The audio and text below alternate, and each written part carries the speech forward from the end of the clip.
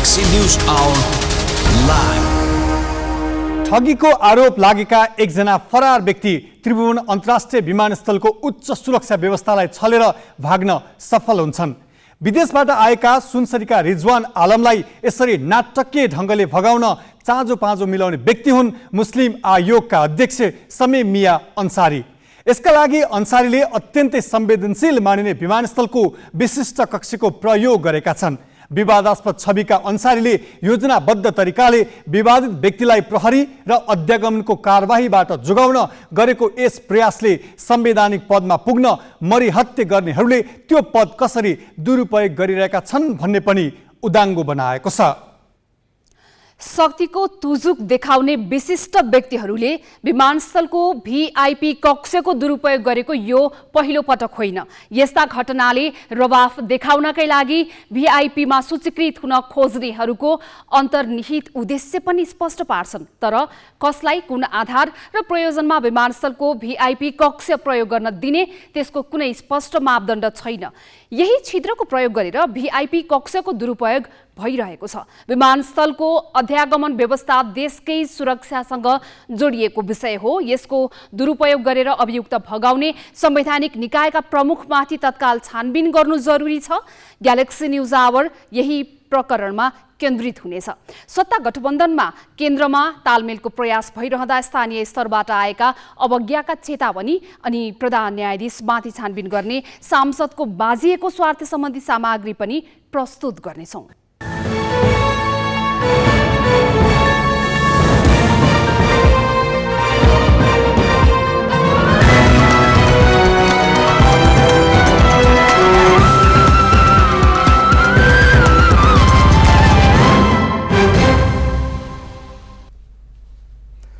नमस्कार, यो हो ग्यालेक्सी न्युज आवर। अब हेडलाइन्स।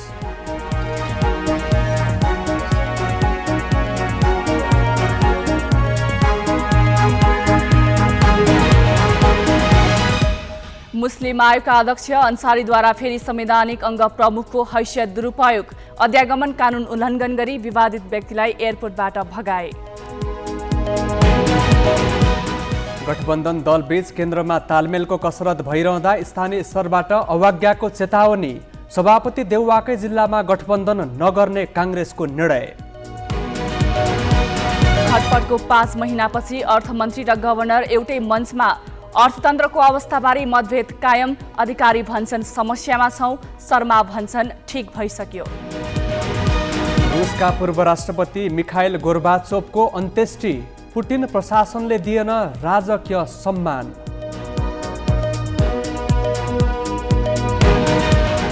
र खेल अगावै केन्यासँगको एक दिवसीय अभ्यास खेलको श्रृङ्खला नेपाललाई। दोस्रो खेलमा 17 रनको जित। दिपेन्द्रले लिए 4 विकेट।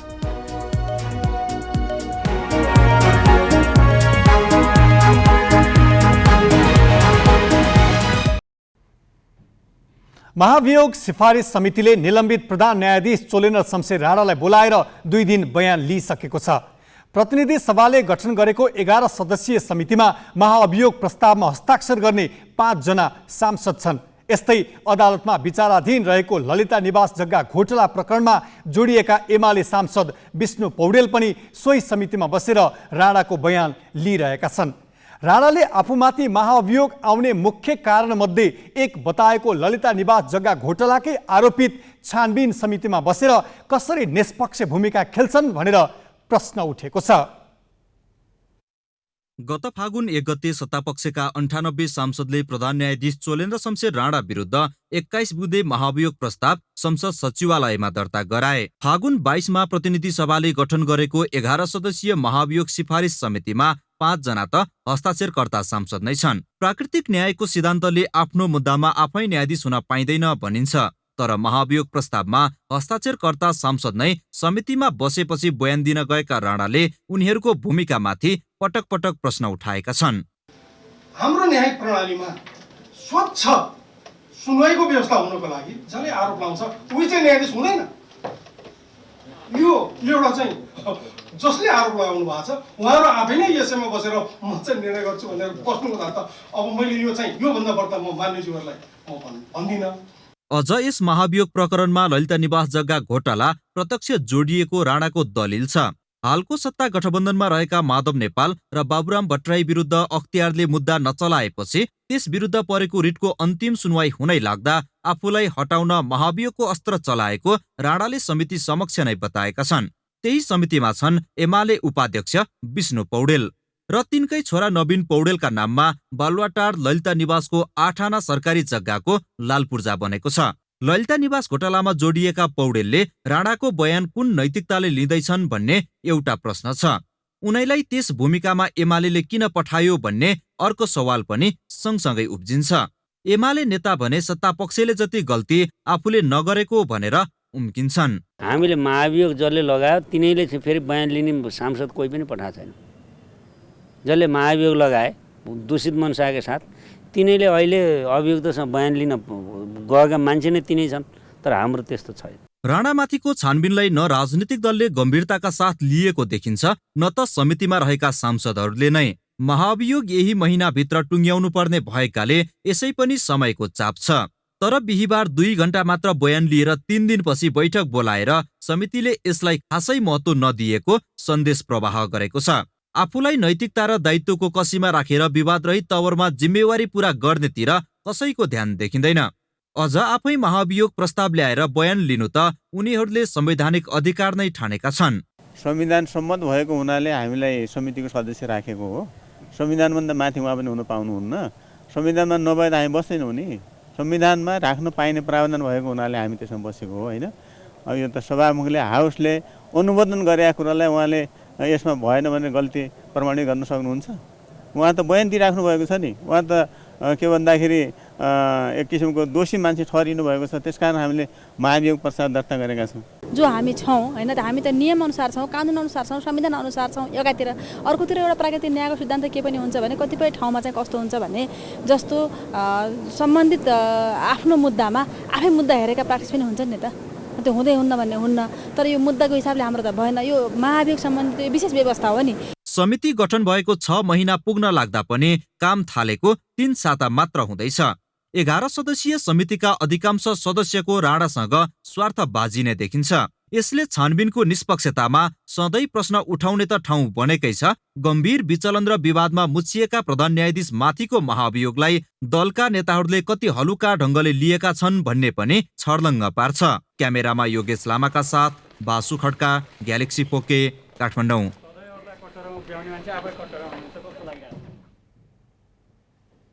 यसैबीच स्वार्थबाजी नै गरी सांसदहरू समितिमा बसेर काम गर्नु कतिको जायज हुन्छ भनेर पूर्व सभामुख तारानाथ राणाभातलाई सोधेका छौँ।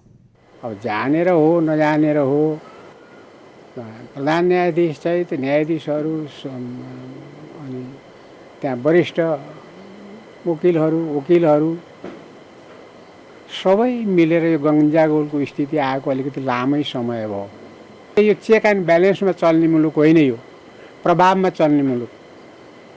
तपाईँको अनि त्यहाँ त्यो कानुनको व्याख्या पनि चाहिँदैन, कानुनको अस्तित्व कहाँ छ पनि चाहिँदैन, चेक एन्ड ब्यालेन्सका कुरा पनि छैनन्, आफ्नो चाहिने सीमा रेखा पनि थाहा छैन, जनता के भन्ला त्यो पनि छैन, नजिर कस्तो बहला भन्ने पनि थाहा। संसारमा नभएको नजिर हामी कहाँ त्यो गभर्मेन्ट बनाउँदाखेरि, त्यो पार्लियामेन्ट पुनर्स्थापना गर्दाखेरि, प्रधानमन्त्रीको शपथ गराउँदाखेरि हामीले स्थापित गऱ्यौँ।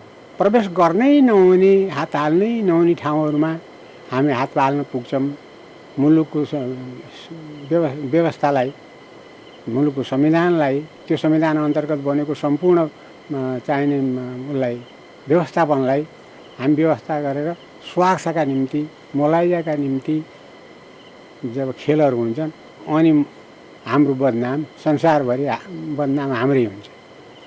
त्यो त हामीले आफ्नो इज्जत हत्केला लिएर हिँडेको हो नि। देशको एउटा प्रजातान्त्रिक मुलुक हो, एउटा संवैधानिक ढङ्गले चलेको व्यवस्थापकको कानुन बन्यो, कारवाही हुन्छ, ल एन्ड अर्डर सिचुएसन राम्रो छ, रुल अफ ल छ, एउटा जनताले मान्यता प्राप्त भएको व्यवस्था छ र त्यो व्यवस्था संविधानअनुसार कानुनअनुसार चल्छ, नियमअनुसार चल्छ, जनताका प्रतिनिधिहरूले निर्णय गर्छन् भन्ने कुरालाई छोडेर व्यक्तिगत चाहिने गाली गलौजमा हामी उत्रन्छौँ, मान मर्दरमा हामी उत्रन्छौँ। यो नै लज्जास्पद कुरा हो।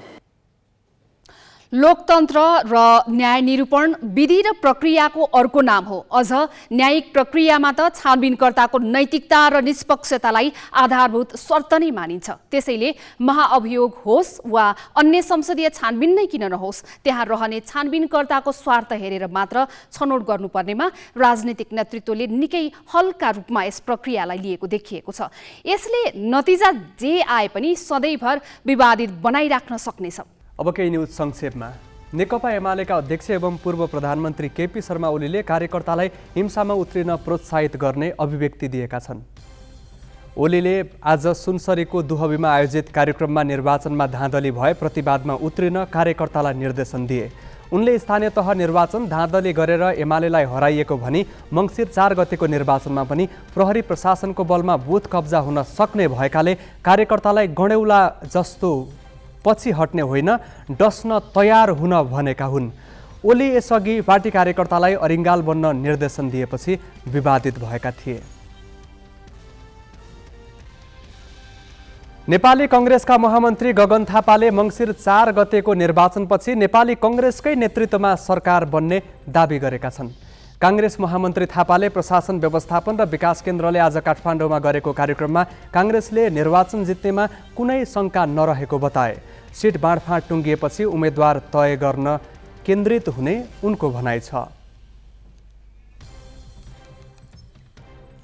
सरकारले सप्तकोशीको बाढीबाट प्रभावित 3 जिल्लाका 16 वडालाई विपद सङ्कटग्रस्त क्षेत्र घोषणा गरेको छ। साउन 17 मा सप्तकोशी नदीमा आएको बाढीबाट प्रभावित उदयपुर, सुनसरी र सप्तरीका 4 नगरपालिकाका 16 वडालाई पुस मसान्तसम्मका लागि विपद सङ्कटग्रस्त क्षेत्र घोषणा गरेको हो। उदयपुरको बेलका नगरपालिकाका 1, 2, 3, 8 र 9, सुनसरीको बढा क्षेत्र नगरपालिकाका 6, 9, सप्तरीको सप्तकोशी नगरपालिकाका 6, 7 र 9 तथा कञ्चनरूप नगरपालिकाका 1, 2, 4, 5, 6 र 10 नम्बर वडालाई विपद सङ्कटग्रस्त क्षेत्र घोषणा गरिएको गृह मन्त्रालयले जनाएको छ। जननिर्वाचित सरकार आफ्ना मतदाताप्रति पक्षपाती हुन सक्छन् भन्ने अनुमानका आधारमा कतिपय कामका लागि निष्पक्ष एवं स्वायत्त आयोगहरूको परिकल्पना गरिएको हुन्छ। तिनका अधिकार पनि संविधानले स्पष्ट पारिएकै हुन्छ। तर यहाँ संविधानले दिएको त्यो शक्ति र सम्मान अपराधिक प्रकृतिका काममा समेत दुरुपयोग हुन थालेको छ। यस्तै एउटा प्रसङ्ग स्मृति मल्लबाट। ठगीको कसुरमा प्रहरीको फरार सूची र अध्यागमनको कालो सूचीमा रहेका अभियुक्त अन्तर्राष्ट्रिय विमानस्थलको भिआइपी कक्षमा, त्यो पनि देशको एक संवैधानिक अङ्ग मुस्लिम आयोगका अध्यक्ष समीम मिया अन्सारीका निमन्त्रणा र सहजीकरणमा शुक्रबार साँझ यस्तै भयो। अध्यक्ष अन्सारीले संवैधानिक आयोग प्रमुखको हैसियत दुरुपयोग गरी प्रहरीको आँखा छलेर त्यस्तै एक विवादित व्यक्तिलाई विमानस्थलबाट भगाउन सफल भए। कसरी यो सम्भव भयो त? ग्यालेक्सी संवाददाता शिखा श्रेष्ठको यो प्रस्तुति हेरौं। फ्लाइ दुबईको विमानबाट नेपाल मुस्लिम आयोगका प्रमुख समीम मिया अन्सारीको निमन्त्रणामा संयुक्त अरब इमिरेट्सबाट केही विशिष्ट पाहुना आउँदै थिए। सोही विमानबाट काठमाडौँ ओर्लिएका थिए सुनसरीका 30 वर्षीय रिजवान आलम। त्यही समूहमा भिआइपी पास लिएर आलमलाई पनि भिआइपी कक्षमा लगियो। अध्यागमन कार्यालयले भिआइपीहरूको राहदानी जाँच गर्न लाग्दा खुल्यो 06324122 नम्बरको आलमको राहदानी अध्यागमनको कालो सूचीमा रहेछ। त्यसपछि विमानस्थलमा खैला बैला भयो। अध्यागमनले तत्काल रिजवानलाई उपस्थित गराइदिन भिआइपी कक्षका प्रहरीलाई भन्यो। सुरक्षाकर्मीले नियन्त्रणमा लिन नपाउँदै राहदानीमा अराइभल छाप समेत नलगाई भिआइपी कक्षबाटै आलम बेपत्ता भए। उहाँलाई कन्फ्युजन के भयो भने अरू पासपोर्टहरू त आयो, भिआइपीको छापहरूमा पासपोर्टहरू त आयो। हाम्रा मान्छेले के कन्फ्युज भयो भने उहाँको पनि पासपोर्ट आइसक्यो भनेर चाहिँ जान दियो कि उहाँ चाहिँ भिआइपीसँगै, अब भिआइपीको डेलिगेसनमा उहाँ पनि छ, भिआइपी जो आउनुभयो उहाँले नै सँगै लिएर आएछ हेर्नुहोस्। अनि त्यो कन्फ्युजन भयो, उहाँ चाहिँ त्यसैसँग भिआइपीसँगै जानुभएको रहेछ फेरि। तर जोस् त्यसलाई तुरुन्तै हामीले चाहिँ रिएक्सनमा आएर उहाँले समातिसक्यौँ। अभियुक्त आलमलाई भगाउन संवैधानिक अङ्ग मुस्लिम आयोगका अध्यक्ष समीम मिया अन्सारीको गाडी प्रयोग भएको प्रहरीले बताएको छ। युएई संसदका उपाध्यक्ष मोहम्मद अहमद अल यामाही सहितको टोलीलाई लिन गएका बेला अन्सारीले आलमलाई आफ्नै गाडीमा हालेर नक्सालस्थित मेरियट होटल पुर्याएका थिए। विमानस्थलबाट फरार भएर होटलमा आराम गरिरहेका अभियुक्त आलम शुक्रबारै राति 10 बजे प्रहरीको फन्दामा परे।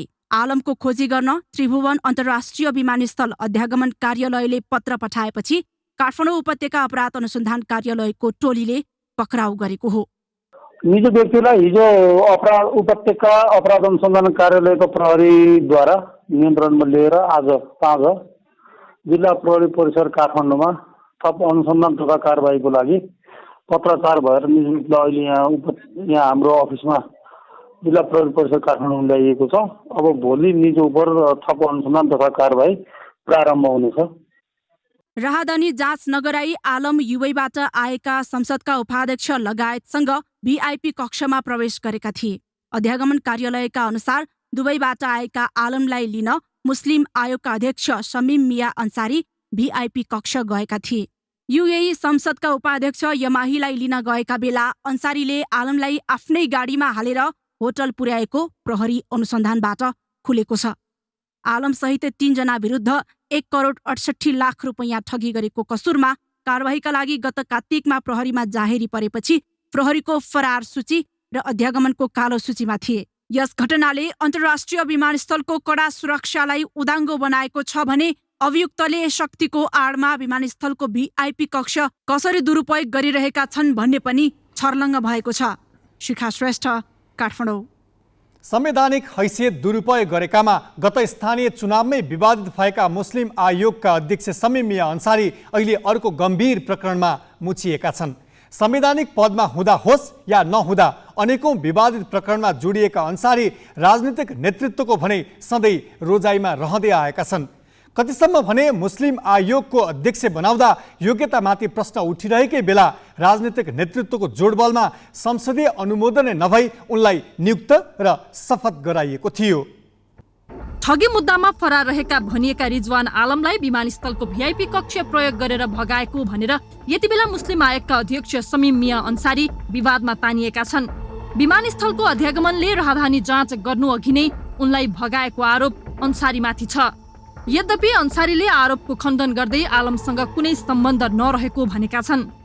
टिमसँग आउनुभयो कस्तो भने त्यो टिमको सँग उहाँको चिन्जान पनि छ। त्यस कारणले एउटा चाहिँ डेलिकेटहरूलाई पनि एउटा चाहिँ सजिलो के हुन्छ भने एउटा चाहिँ अब नेपाली चिन्जानको दोभाषाको हिसाबले पनि प्रयोग युज गरौँला भने त्यो हिसाबले त्यो टिमले नै लिएर आएको हो। टिमले लिएर आएपछि चाहिँ त्यो हामीले चाहिँ एयरपोर्टमा थाहा भएको त्यो कुरा चाहिँ खुलेआम रूपमा उहाँ आउनुभएछ, बिना मास्कको आउनुभएछ होइन। त्यहाँ सबै किनभने एयरपोर्टमा हरेक ठाउँमा सिसिटिभीहरू त्यहाँ फुटेज छ। मेरो र रिजवान आलमको के रिलेसन छ? नथिङ, केही पनि छैन। म उसलाई चाहिँ कुनै चाहिँ मैले भनिहालेँ सुनसरीको मान्छे हो। अब तपाईँ सुनसरीको मान्छे एउटा नेपाली हो, त्यति नै हो सम्बन्ध भनेको। मियाले आलम दुबईबाट आएका भिआइपीको दोभाषेका रूपमा उनीहरूसँगै आएको भने पनि आयोगले शुक्रबार दिउँसो गरेको कार्यक्रममा आलम थिएनन्। दोभाषेका रूपमा ल्याइएको भए उनी त्यहाँ देखिनु पर्थ्यो। विमानस्थलबाट सिधै नक्साल स्थित मेरियट होटलमा पुर्याइएका आलमका लागि छुट्टै कोठा लिएको थियो। तर होटलका एक कर्मचारीका अनुसार त्यो कोठा भिआइपी सहितको सूचीमा थिएन। त्यसैले अन्सारीले भनेको कुरा र घटनाक्रमबीच कुनै तालमेल देखिएको छैन। यो त अहिलेको तात्तातो विवाद भइहाल्यो। यसअघि पनि अन्सारी यस्ता कैयन विवादमा मुछिएका छन्। मुस्लिम आयोगको अध्यक्षमा सिफारिस हुनु अघिबाटै विवादले घेरिएका अन्सारी अध्यक्ष भए यता त संवैधानिक आयोग प्रमुखको हैसियत नै दुरुपयोग गरेर हिँडिरहेका छन्। गएको स्थानीय तह निर्वाचनका दौरान मतदाता प्रभावित पार्न पैसा बाँडेको आरोपमा प्रहरीले उनलाई जनकपुरको एक होटलबाट नियन्त्रणमा लिएको थियो। तर संवैधानिक आयोगका प्रमुख भन्ने थाहा पाएपछि प्रहरीकै स्कटिङमा विमानस्थल पुर्याएर काठमाडौँ फर्किने वातावरण बनाइएको थियो। काठमाडौँ ओर्लिए लगत्तै पत्रकार सम्मेलन गरेर अन्सारीले आफ्नो बचाउ गरेका थिए। अन्सारी 2074 को चुनाव अघि तत्कालीन तराई मधेस लोकतान्त्रिक पार्टी छाडेर एमाले प्रवेश गरेका थिए। उनी मुस्लिम आयोग अध्यक्षमा सिफारिस हुँदा राजनीतिक आबद्धताकै कारण विवादित भएका थिए। तत्कालीन नेकपाको समानुपातिक तर्फको उम्मेद्वारको बन्द सूचीमा रहँदै संवैधानिक पदाधिकारीमा सिफारिस गरिएको भनेर प्रश्न उठेपछि नेकपाले पुरानो मिति राखेर निर्वाचन आयोगलाई नाम हटाउन पत्र पठाएको थियो।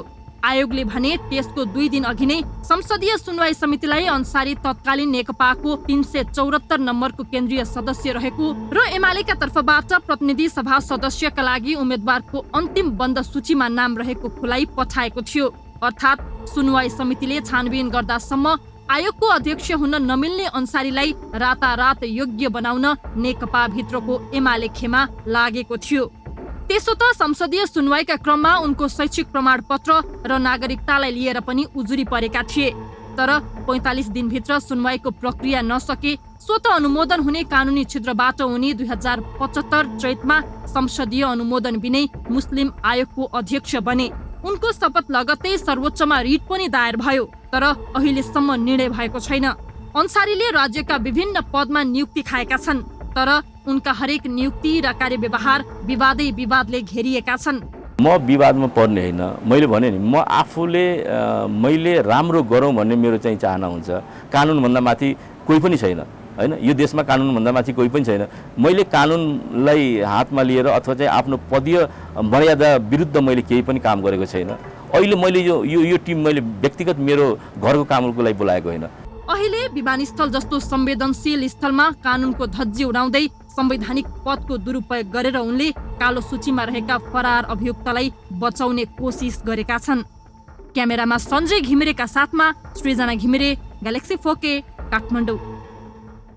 मुस्लिम आयोगका अध्यक्ष समीम मिया अन्सारीले प्रहरीको खोजी सूची र विमानस्थलको कालो सूचीमा रहेका व्यक्तिलाई भगाउन त्रिभुवन अन्तर्राष्ट्रिय विमानस्थलको विशिष्ट कक्षको प्रयोग गर्नलाई कसरी लिनुपर्छ भनेर हामीले गृह मन्त्रालयका पूर्व सचिव खेमराज रेग्मीलाई सोधेका छौँ। मुस्लिम आयोगका अध्यक्षले यो जानी सुनियोजित ढङ्गबाट भाग्न र चाहिँ नेपालमा आएर लुक्न सघाउने उद्देश्यबाट चाहिँ गरिएको जस्तो बुझिन्छ।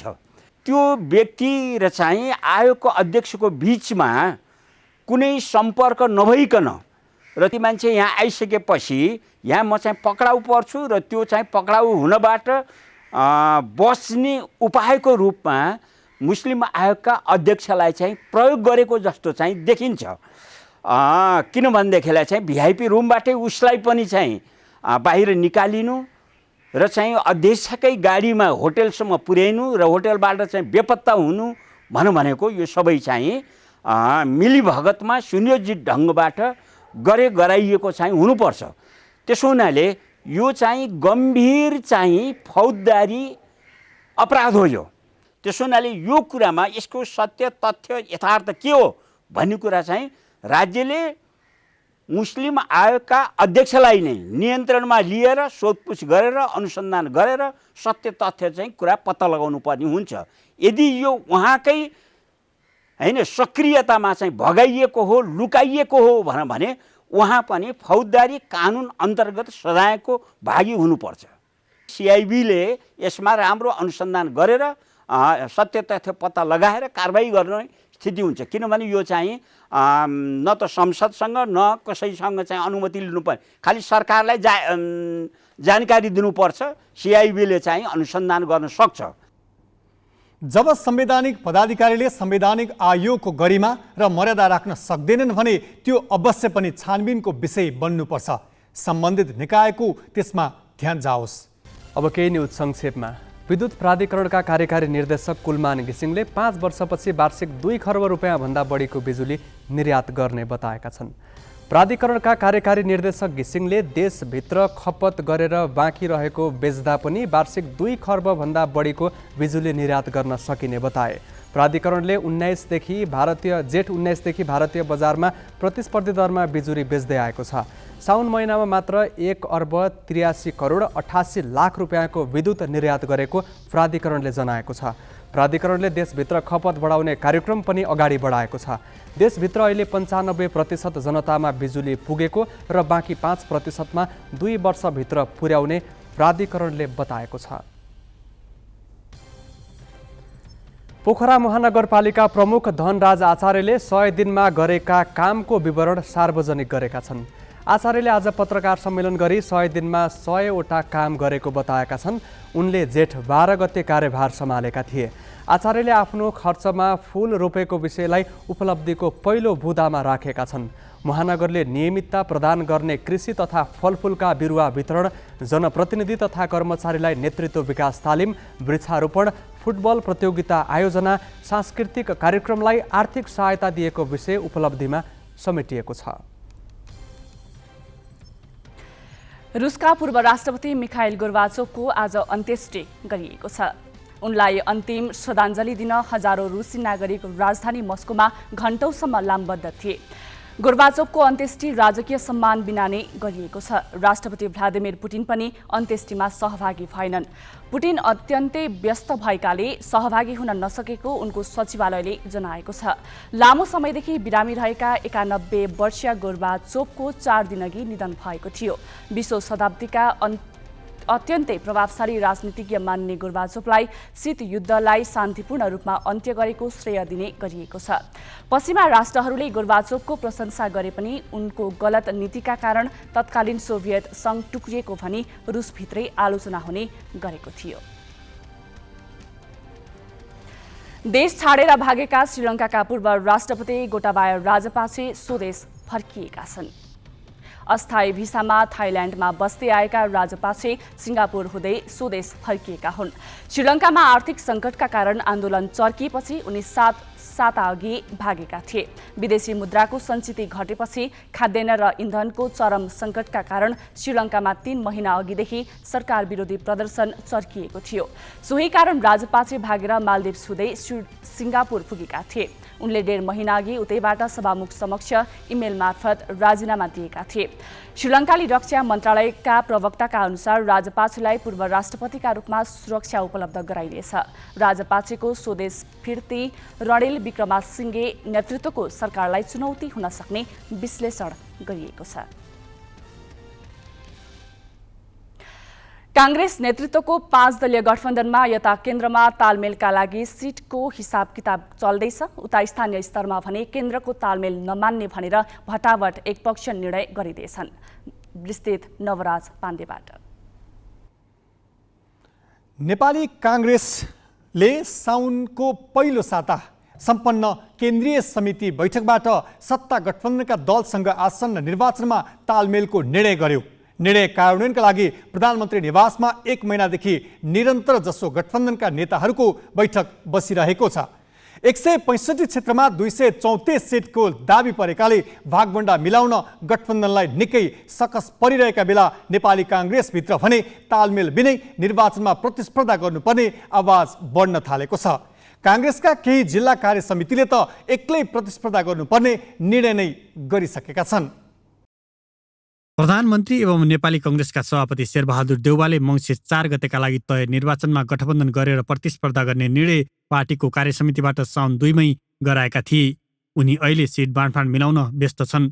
तर उनकै गृह जिल्ला डडेलधुरामा भने कांग्रेसले चुनावी गठबन्धन नगर्ने निर्णय गरेको छ। जिल्ला कार्यसमितिले निर्वाचनमा एक्लै प्रतिस्पर्धामा होमिने निर्णय गरेको हो। डडेलधुरामा वैशाख 30 को स्थानीय तह निर्वाचनमा एक्लै प्रतिस्पर्धा गरेर जितेकाले प्रतिनिधि सभा र प्रदेश सभा चुनावमा पनि तालमेल गर्न नहुने निर्णय जिल्ला कार्य समितिले प्रदेश र केन्द्रीय समितिलाई पठाइसकेको छ। सबैको आएको सुझाव, सबैबाट आएका रिपोर्टको आधारमा हामीले गठबन्धनको साथ गर्दै डौलत जिल्लामा एउटा फरक जिल्ला पनि भएको, फरक इतिहास पनि भएको र केन्द्रीय सभादेखि पनि जिल्ला भएको हुनाले कम्तीमा डौलत जिल्लामा अरू ठाउँमा हामीले गठबन्धन अगाडि बढे तापनि डौलत जिल्लामा मैत्रीबद्ध रूपमा स्वच्छ प्रतिस्पर्धा गरेर अगाडि बढ्नुको लागि हामीले प्रदेश सरकार प्रदेश कार्य समिति, सुपर प्रदेश कार्य समिति र केन्द्रीय कार्य समितिलाई अनुरोध गर्ने निर्णय मात्र गरेका हौँ। यस्तै निर्णय कांग्रेस सुदूरपश्चिम प्रदेश सभापति वीरबहादुर बलायरको गृह जिल्ला डोटीमा पनि भएको छ। जिल्ला कार्य समितिले चुनावी गठबन्धन नगरी एक्लै प्रतिस्पर्धामा होमिने निर्णय गरेको हो। 1 सिट रहेको डडेलधुरामा गठबन्धन रहेका अन्य दलले दाबी नगरे पनि डोटीमा भने माओवादी केन्द्र र नेकपा एकीकृत समाजवादीले पनि दाबी गर्दै आएका छन्। माओवादी केन्द्रबाट सुदूरपश्चिम प्रदेशका मुख्यमन्त्री त्रिलोचन भट्ट र एकीकृत समाजवादीबाट पूर्व मन्त्री प्रेम आले उम्मेद्वारका आकांक्षी हुन्। 2074 को निर्वाचनमा आलेले बलायरलाई हराएका थिए। देउबाका विश्वासपात्र बलायर यसपालि कुनै हालतमा जित्न चाहन्छन्।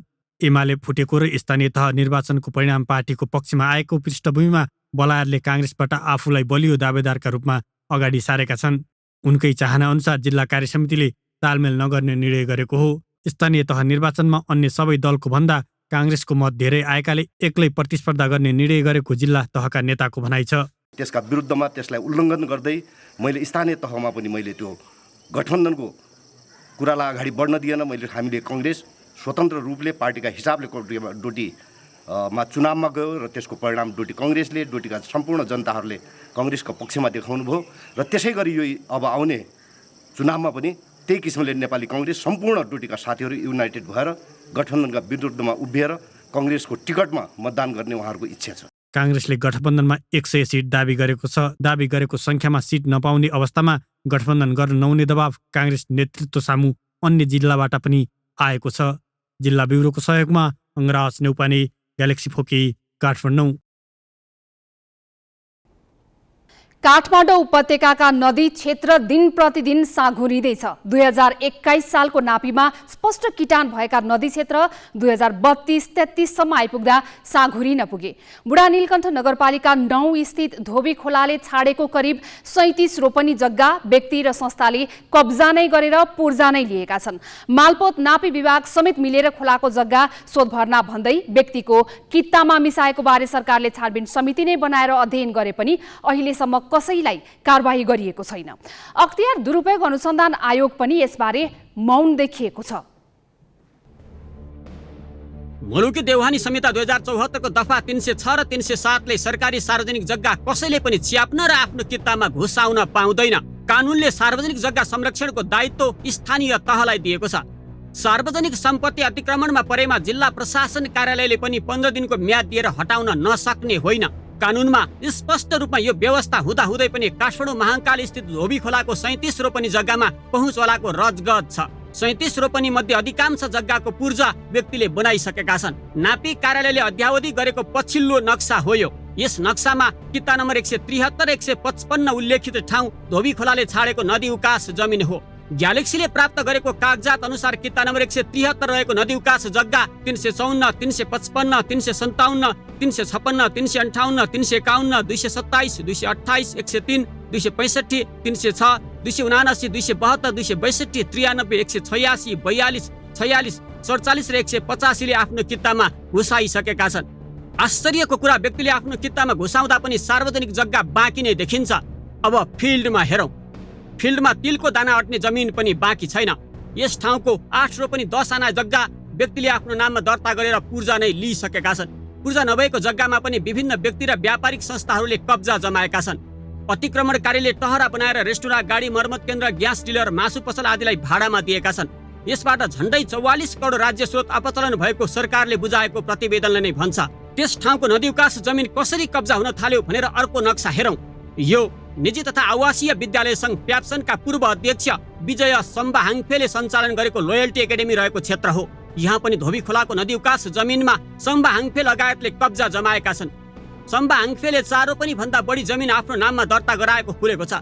उनले राजकुलो समेत आफ्नो कित्तामा पारेका छन्। राजकुलो प्रयोगमा नै नआएको र नदीसँगै सरेको भनेर त्यसलाई आफ्नो कित्तामा घुसाउन सफल भएका छन्। लोयल्टी एकाडेमीदेखि निलोपुलसम्म सम्बाहाङफेको नाममा रहेको 133, नन्दमाया लिम्बूको नाममा रहेको 134 सँगै 33, 34, 58, 82, 83, 85, 96, 135 र 149 नम्बर कित्ताका जग्गा सरकारीमा पर्छन्। राजकुलो नै मासेर व्यक्तिको नाममा गरिदिने तत्कालीन नापी अधिकृत अहिले नापी विभागको महानिर्देशक छन्। नेपाल सरकार वा राज्यका कुनै निकायले पनि अहिलेसम्म उनलाई एकपटक स्पष्टीकरण समेत सोधेको छैन। नापी कार्यालयको अध्यावधिक फिल्डबुकमा हेर्दा त्यस ठाउँमा 2055 सालदेखि नै अतिक्रमण हुन थालेको देखिन्छ। नापी कार्यालयको फिल्डबुकमा अतिक्रमण भएको देखिँदा पनि सार्वजनिक जग्गा संरक्षण गर्नुपर्ने सरकारी नियामकदेखि अख्तियारसम्म तैचुप मैचुप रहनु झन रहस्यमय छ। हालको मूल्य अनुसार 2 अर्ब रुपैयाँ भन्दा बढीको सार्वजनिक सम्पत्ति हिनामिनाको यस प्रकरणमा संलग्नमाथि कारबाही गर्न सम्बन्धित निकायलाई कसले किन रोकिरहेको हो आश्चर्यजनक छ। ग्यालेक्सी फोकेका लागि अक्षर काकाको रिपोर्ट। निर्वाचन मिति छोटिँदै जाँदा राजनीतिक दलका नेतालाई पनि भ्याइ नभ्याइ छ। उनीहरू मङ्सिर 4 गते हुने प्रतिनिधि सभा र प्रदेश सभा निर्वाचनको तयारीमा जुटेका छन्। एकै चरणमा हुने प्रतिनिधि सभा र प्रदेश सभा निर्वाचनका लागि राजनीतिक दलले चुनावी कार्यतालिकै बनाएर पार्टी गतिविधिलाई तीव्रता दिएका हुन्। कर्णाली प्रदेशमा दलले उम्मेद्वार सिफारिस र कार्यकर्ता प्रशिक्षणलाई तीव्र बनाउँदै लगेका छन्। सत्तारूढ गठबन्धन भित्रका 3 दल नेपाली काङ्ग्रेस, एकीकृत समाजवादी, नेकपा माओवादीले दलगत रूपमा उम्मेद्वार सिफारिस गरे पनि नेतालाई भागबण्डाको आधारमा कुन क्षेत्र आफ्नो पक्षमा पर्छ भन्ने प्रमुख चासोको विषय बनेको छ। सत्तारूढ दल नेपाली काङ्ग्रेसले सुर्खेत 1 बाट केन्द्रीय उपसभापति पूर्णबहादुर खड्कालाई सर्वसम्मत उम्मेद्वारका लागि सिफारिस गरेको छ। यस्तै हुम्लाबाट कर्णाली प्रदेशका मुख्यमन्त्री जीवन बहादुर शाहीलाई पनि सर्वसम्मत रूपमा उम्मेद्वार सिफारिस गरिएको छ भने गठबन्धनमा आबद्ध अन्य दलले पनि उम्मेद्वार सिफारिस गर्न सुरु गरेका छन्। प्रदेश सभा र सङ्घको आफ्नो क्षेत्रमा 1 र 2 को अथवा 1 क र ख 2 को क र ख को निर्णय भएर आज सबै आइसकेको छ। तयारी हाम्रो अहिले त्यही सुरुवात छ। यो अब हामीले कर्णाली प्रदेशलाई आज बुझाउँछौँ, त्यसपछि कर्णाली प्रदेशले 20 गते केन्द्रमा बुझाउँछ। यसको छिनफानो गर्ने केन्द्रले हो। संसदीय निर्वाचनका लागि एकल उम्मेद्वार सिफारिस पर्नेमा नेपाली कांग्रेस र नेकपा एकीकृत समाजवादीका नेता धेरै देखिएका छन्।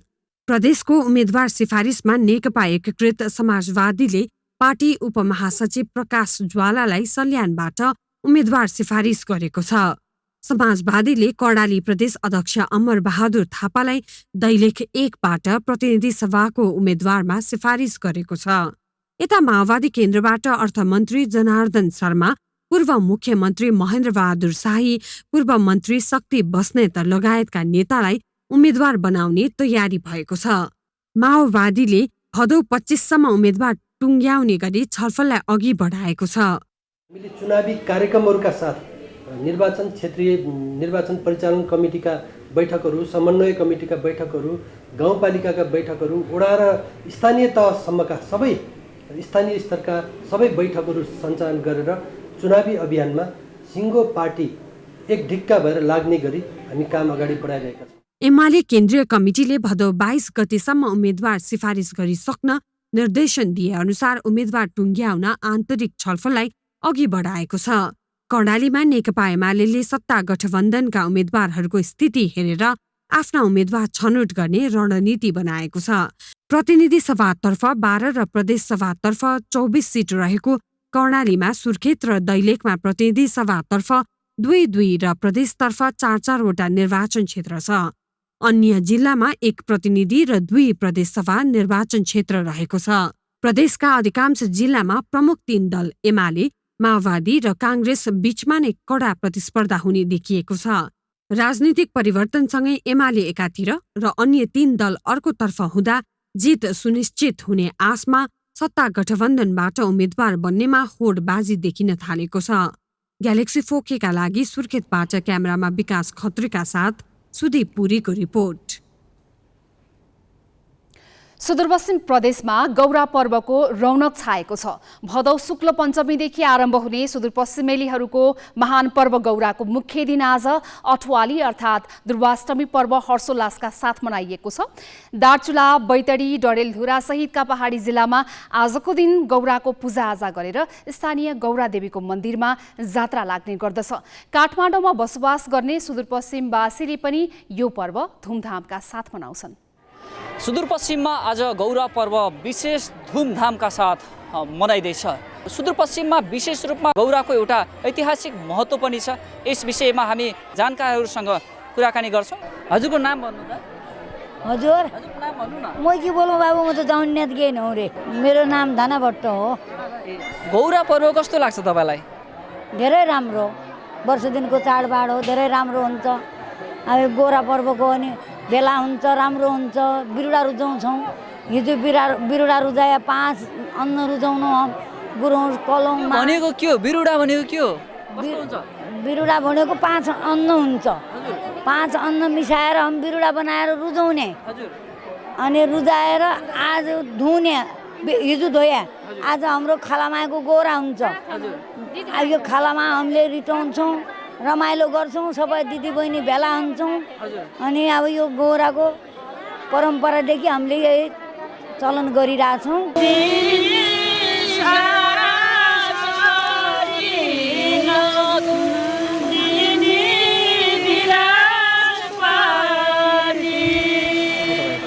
म यहीँ धनगढी तारानगरबाट हो, तर गौराको पूजाको लागि भनेर चाहिँ म अस्ट्रेलियाबाट आएको हो। अस्ट्रेलियाबाट गौराको लागि आइदिनु भयो?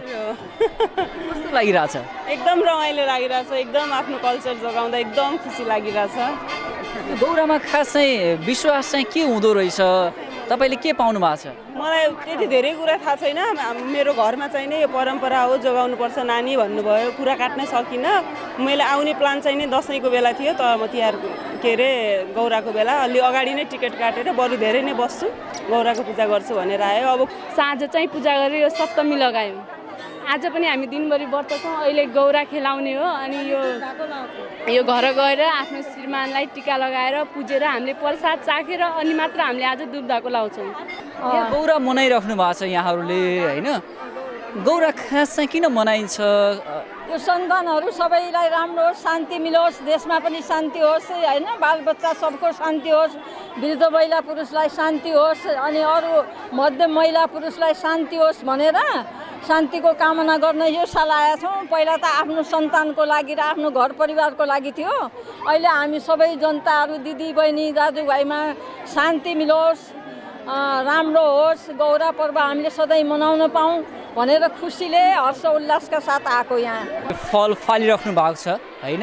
यो फल जसको भागमा पर्छ उहाँहरूले 1 वर्षसम्म यो फललाई जतन गरेर साँचेर राख्ने गर्नुहुन्छ। यो फलको पनि विशेष महत्त्व छ गौरा पर्वमा र श्रद्धालु भक्तजनहरूले यो फल टिप्नको लागि, यो फल समात्नको लागि धेरै गरिराख्नु भएको छ। जुन अहिले देखिराख्नु भएको छ दृश्यमा तपाईँहरू, भाग्यरेखा अथवा भाग्य फल पनि भन्ने गरिन्छ यो फललाई। कसले के पाउनुहुन्छ, यो फललाई जतन गरेर राख्ने गर्नुहुन्छ उहाँहरूले।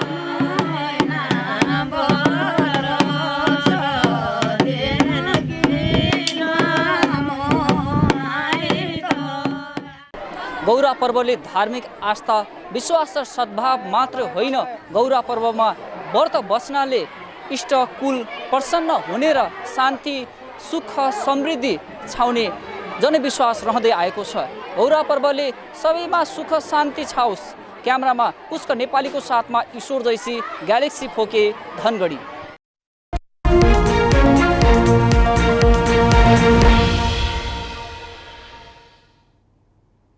अहिले संसारभरको अर्थतन्त्र समस्यामा जकडिएका बेला नेपालमा पनि विदेशी मुद्राको समस्या चुलिएको छ। ऋणपान गर्ने र आयात रोक्ने जस्ता नीतिले थोरै समयका लागि भर्थे गरिएको भए पनि यसले लामो समय आर्थिक सूचकहरू स्थिर राख्न सहज छैन। मूलत पेट्रोलियम पदार्थको भाउ अन्तर्राष्ट्रिय बजारमा घट्न सकेन भने हाम्रो अर्थतन्त्र अझै पनि जोखिममा जान सक्ने अवस्था देखिन्छ। यस्तो बेला लामो समयदेखि बोलचाल बन्द भएका अर्थमन्त्री र केन्द्रीय बैंकका गभर्नर करिब 5 महिनापछि एउटै मञ्चमा देखिएका छन्। मनको तुस जति गहिरो भए पनि देशका लागि उनीहरूको यो आइस ब्रेक सुखद संयोग भने बन्न सक्छ। अर्थमन्त्री जनार्दन शर्माले गभर्नर महाप्रसाद अधिकारीलाई पदबाट हटाउने प्रस्ताव मन्त्री परिषदबाट पारित गराएता शनिबार यी 2 पदाधिकारी पहिलो पटक सार्वजनिक मञ्चमा एकसाथ देखिएका छन्। 25 चैतमा अर्थमन्त्रीले गभर्नरलाई एउटै मञ्चमा राखेर हप्काउने ढङ्गले भाषण दिएका थिए। त्यसको अघिल्लो दिन नै गभर्नरमाथि छानबिन गर्न मन्त्री परिषदबाट समिति गठन गरिसकेको खबर पछि मात्रै सार्वजनिक भयो। तर गभर्नर अधिकारी अदालतको आदेश लिएर पुनः केन्द्रीय बैंक फर्किए। त्यस लगत्तै अर्थमन्त्री शर्माले बजेट निर्माणमा अनधिकृत व्यक्तिलाई घुसाएको आरोपमा राजीनामा दिनु पर्यो। तर संसदीय समितिले सुनपानी छर्किदिएपछि शर्मा पनि त्यही पदमा फर्किए। यसबीचमा अर्थमन्त्री सहभागी हुने केही कार्यक्रममा गभर्नरले आफू सहभागी हुन अस्वीकार गरेको र राष्ट्र बैंकको वार्षिकोत्सवमा अर्थमन्त्रीलाई निम्तै नदिएको खबरहरू सार्वजनिक भएका थिए। अर्थतन्त्रको बागडोर सम्हाल्ने यी 2 निकायका प्रमुख शनिबार एउटै मञ्चमा देखिए पनि अर्थतन्त्रप्रति दृष्टिकोणमा भने सरकार र गभर्नरबीच पर्याप्त भिन्नता देखियो। कार्यक्रममा गभर्नर अधिकारीले अहिले संसारभर नै मूल्य वृद्धिले सरकार र केन्द्रीय बैंकलाई अप्ठ्यारोमा पारेकोले आयातमा भइरहेको आंशिक कडाई तत्काल हटाउन नसक्ने बताए। हामीले अलिकति सहज भयो भन्दैमा धेरै नै चाहिँ खोल्न खोज्यौँ भने, सबै कुरा ओपन गर्न खोज्यौँ भने हिजोको जस्तै गरी इम्पोर्ट चाहिँ फुल्ली चाहिँ गर्न थाल्यौँ यदि भने हामीलाई भोलि फेरि त्यही प्रेसर दोहोरिँदैन भन्ने होइन। यस अर्थमा पनि सहजता सँगसँगै सजगता पनि हाम्रो लागि आवश्यक विषय छ। राष्ट्रिय योजना आयोगका उपाध्यक्ष विश्व पौडेल पनि कार्यक्रममा थिए। गभर्नरले समस्या देखाएको उनलाई मन परेन। त्यसलाई मत्थर पार्न उनले हाम्रो अर्थतन्त्रको संरचनासँग खासै साइनो नमिल्ने टर्कीदेखि अमेरिकासम्मका तथ्याङ्क प्रस्तुत गरे। यद्यपि उनले कृषिको उत्पादकत्व बढाएर आर्थिक वृद्धिको लाभ तल्लो तहसम्म पुर्याउन पर्ने धारणा राखे। एग्रिकल्चर ग्रोथ 1%ले बढ्यो भने पनि त्यो पोभर्टी रिडक्सनमा चाहिँ म्यानुफ्याक्चरिङ ग्रोथ 4%ले बढे बराबरको कन्ट्रिब्युसन हुँदो रहेछ त्यसले। हैन, एग्रिकल्चर ग्रोथ हुँदै जाँदाखेरि चाहिँ हाम्रो ग्रोथ दिगो हुन्छ, धेरै मान्छेलाई बेनिफिट हुन्छ। एग्रिकल्चर सेक्टर ग्रोथ हुन्छ 2-3%, तर त्यसको एकदमै भ्यालु छ, त्यसले ट्रुली विपन्नहरूलाई माथि ल्याउँछ। अर्थमन्त्री शर्माले भने आर्थिक सूचकहरू सुधारिएको भनेर प्रतिरक्षामा उत्रिए। भारतीय आयल निगमलाई भुक्तानी तिर्न नसकेर पैसा रोकिरहेको सरकार त्यही रकम देखाएर अर्थतन्त्र सुध्रेको तर्क गरिरहेको छ।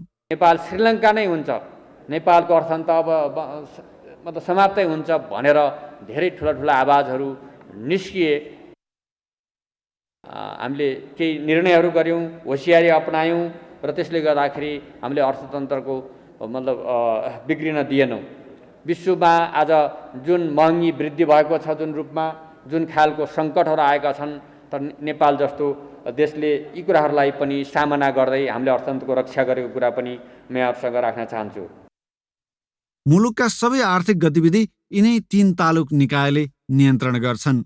यही कारण यी 3 अड्डाका प्रमुखहरूको आपसी सहकार्य र मिल्ती हुनु वा विद्यमान समस्यामा समान दृष्टिकोण बनाउनु उनीहरूको व्यक्तिगत अहमभन्दा धेरै राष्ट्रिय अर्थतन्त्रको हितका लागि जरुरी छ। Business bureau, Kathmandu.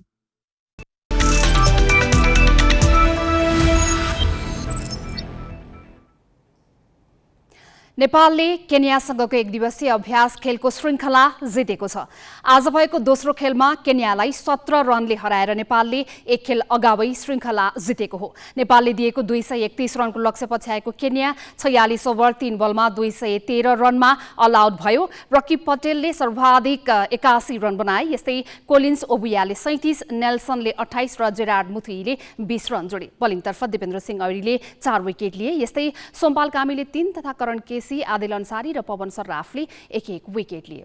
यसअघि टस जितेर पहिले ब्याटिङ गरेको नेपालले 49 ओभर 2 बलमा सबै विकेट गुमाउँदै 230 रन जोडेको थियो।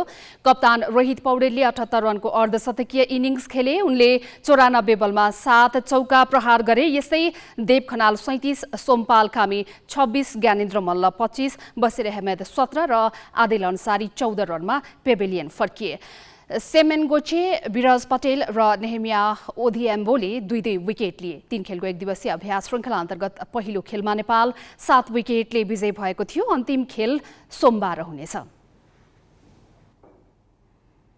विभिन्न पौष्टिक तत्त्वमध्ये कार्बोहाइड्रेट एक हो। कतिपयले आफूलाई स्वस्थ राख्न भने कार्बोहाइड्रेट भएका वस्तु धेरै खान्छन्। कतिपयले भने मोटोपना बढ्ने, उच्च रक्तचाप र मधुमेहको जोखिम हुने भने त्यस्ता वस्तु खान मान्दैनन्। कार्बोहाइड्रेट किन चाहिन्छ र त्यस्ता वस्तु कति खाने भनेर हामीले पोषण विज्ञ रश्मि बजिमायालाई सोधेका छौँ। हाम्रो नेपाली खानामा खानेकुराबाट चाहिँ यो कार्बोहाइड्रेटबाट अलमोस्ट 50 देखि 60% जति एनर्जी चाहिँ हैन शक्ति हामीले यो कार्बोहाइड्रेटबाट लिइराखेको हुन्छ। र कार्बोहाइड्रेट चाहिँ नर्मली 2 किसिमको हुन्छ कि हैन, एउटा चाहिँ कम्प्लेक्स कार्बोहाइड्रेट र अर्को सिम्पल कार्बोहाइड्रेट हैन। कम्प्लेक्स कार्बोहाइड्रेट भनेको हाम्रो शरीरको लागि चाहिने सबै न्युट्रिएन्ट्सहरू, त्यसमा एनर्जी हैन, थोरै मात्रामा प्रोटिन पनि हुन्छ र त्यस्तै मिनरल्स, भिटामिन्स र अर्को महत्त्वपूर्ण कुरा भनेको चाहिँ त्यसमा फाइबर राम्रो हुन्छ। र कम्प्लेक्स कार्बोहाइड्रेट खाँदाखेरि चाहिँ हाम्रो शरीरमा चिनीमा जुन परिणत हुन्छ सुगरको मात्रा चाहिँ बिस्तारै बढ्छ कि। चामल हैन, गहुँ हैन, कोदो, मकै यिनीहरू चिनो, कागुनोहरू पर्छ हैन। अनि त्यस्तै गरेर दाल, गेडागुडीहरूमा पनि केही मात्रामा चाहिँ हुन्छ कार्बोहाइड्रेट र फलफुलहरूमा पनि हुन्छ। र हाम्रो दिनदिनै खाने भनेको चाहिँ अन्न समूहबाट लिन्छौँ हामी कार्बोहाइड्रेट। त्यसलाई चाहिँ मेन सोर्स लिन्छौँ अन्न समूहबाट आउने कार्बोहाइड्रेटलाई चाहिँ। कार्बोहाइड्रेट खाँदै नखाने भनेको चाहिँ यो त्यसबाट घट्ने वेट भनेको चाहिँ त्यति सस्टेनेबल हुँदैन कि हैन। लामो समयसम्म हामी कार्बोहाइड्रेटलाई छोडेर बस्नु हुँदैन हैन। त्यसले गर्दाखेरि धेरै किसिमको समस्याहरू आउन सक्छ हैन। जस्तो किडनीलाई धेरै लोड पर्छ हैन। अनि त्यस्तै दिमागलाई चाहिने एनर्जी पनि पुग्दैन। त्यसले गर्दाखेरि चाहिँ अरू समस्याहरू आउन सक्छ। अनि फाइबरहरू कम हुन सक्छ हैन। र लो कार्बोहाइड्रेट डाइटमा बस्दाखेरि चाहिँ धेरै मान्छेहरूको प्रब्लम भनेको चाहिँ कन्स्टिपेसन पनि हो होइन। त्यसमा फाइबर एकदमै कम हुन्छ होइन।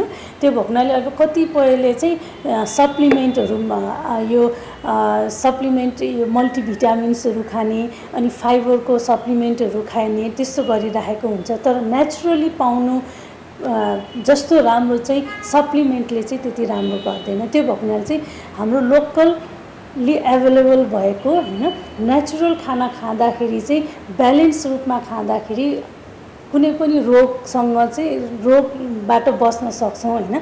र प्लस इम्युनिटी पावरको कुराहरू आउँछ होइन।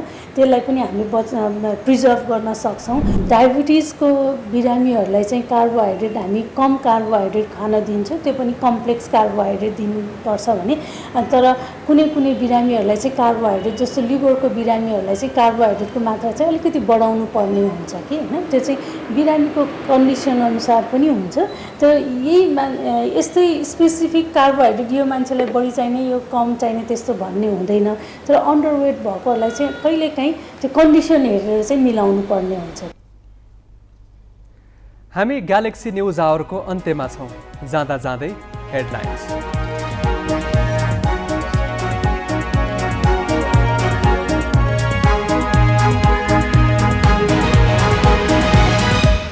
मुस्लिम आयोगका अध्यक्ष अन्सारीद्वारा फेरि संवैधानिक अङ्ग प्रमुखको हैसियत दुरुपयोग, अध्यागमन कानुन उल्लङ्घन गरी विवादित व्यक्तिलाई एयरपोर्टबाट भगाए। गठबन्धन दलबीच केन्द्रमा तालमेलको कसरत भइरहँदा स्थानीय स्तरबाट अवज्ञाको चेतावनी, सभापति देउवाकै जिल्लामा गठबन्धन नगर्ने काङ्ग्रेसको निर्णय। छटपटको 5 महिनापछि अर्थमन्त्री र गभर्नर एउटै मञ्चमा, अर्थतन्त्रको अवस्थाबारे मतभेद कायम, अधिकारी भन्छन् समस्यामा छौं, शर्मा भन्छन् ठिक भइसक्यो।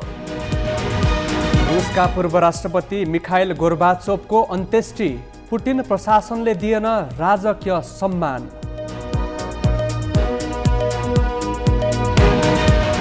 र एक खेल अगावै केन्यासँगको एक दिवसीय अभ्यास खेलको श्रृङ्खला नेपाललाई, दोस्रो खेलमा 17 रनको जित, दिपेन्द्रले लिए 4 wicket.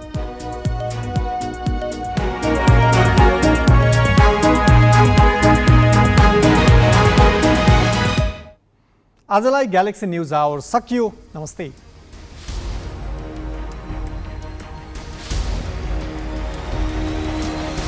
This is Galaxy News Hour Live.